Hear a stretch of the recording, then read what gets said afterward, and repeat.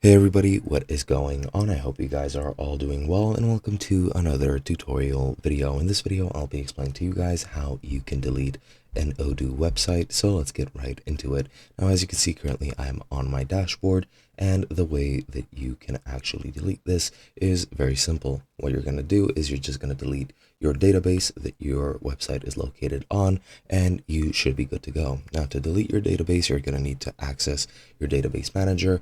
You can do this if you're running a server on Odoo. You can just go web/database/manager, and that should take you to the database manager, where you can delete any instance or any database of your choice.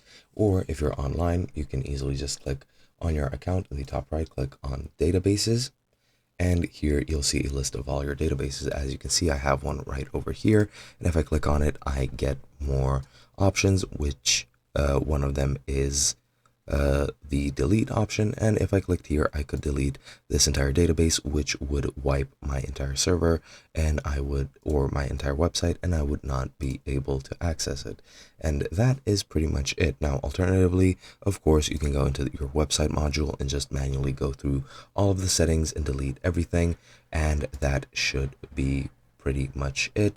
But other than that, there's really no reason to do this, and I would recommend you just delete your entire database, unless of course you have some important information, in which case I would still just recommend you create a new one, migrate all of your needed data to the new one, and then just delete it, delete the old one, and your website will be gone.